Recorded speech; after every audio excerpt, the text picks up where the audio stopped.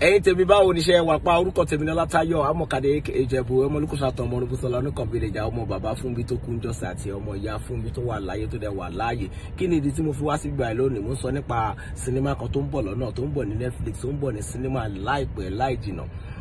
Sinimá tẹ́ máa gbádùn, àmọ́ èyí tó ṣe kókó bẹ̀ ni wípé sinimá yìí afẹ́ṣe kí ni afẹ́ṣe ìfilọ́lẹ̀ ní on the 27 tí èmi Ìjẹ̀bú máa jẹ́ ẹni tí ó máa anchor program ní ọjọ́ yẹn. Mo dẹ̀ fẹ́ kí ẹ̀yin èèyàn kẹ́ ṣe kí ni kẹ́ túyàyà, àmọ́ èyí tó ṣe kókó bẹ̀ ni wípé Ankara or invitation òun ni àti wọlé. Ẹni tó bá ti ní invitation tó ní Ankara kò lè wọlé, so ẹ tètè lọ get Ankara yín báyìí. Ẹ máa rí caption yẹn sàlẹ̀ nígbà tó máa upload video yìí tán, ẹ máa bá ń bẹ̀. So on the 27 of this month, ọ̀gá ńlá Pasuma Wonder ló fẹ́ kọrin, èmi Ìjẹ̀bú òun ni MC on the 27 of this month. So kẹ́ ṣe kí ni ẹ gbáradì, ó máa ṣe kí ni ó máa nẹgbà.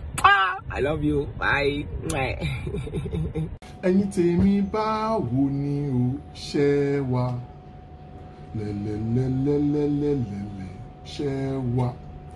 Ẹ̀yin tèmi nílé, ó dá mi lójú wípé ẹ ti gbọ́ nípa premiere blockbuster movie The Confidant tí àbúrò wa Fúnmilọ́lá Amosun tó ń ṣe olùdarí Funmery's film production tó fẹ́ ṣe. Ọjọ́ wo ló wá fẹ́ ṣe? Ó máa ṣe ní Sunday 27th December 2020. Níbo la ti fẹ́ ṣe premiere yìí?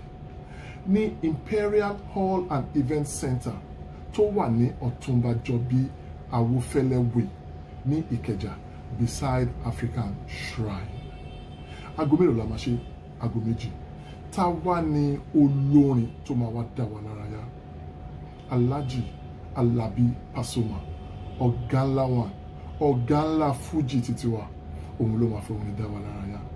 Ẹ̀yin èèyàn mi, ẹ jọ̀ọ́, wọ́n á fẹ́ ṣe ìkìlọ̀ kékeré kan. Ṣé ti rí, ọ̀tọ̀ ní kí a ra Ankara fún premiere, ọ̀tọ̀ ní ká mú IV wa dání.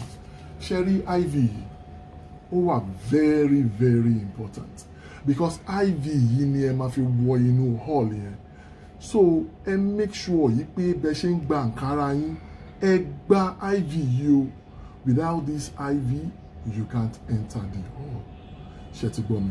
So mama dúró dè yín, mama retí yín, ẹ rí mi ní venue, ẹ rí Òkèlè, ẹ rí Ibrahim Chatta, Jaiye Kuti, Bimbo Oshin, lots of superstars ní ọjọ́ náà.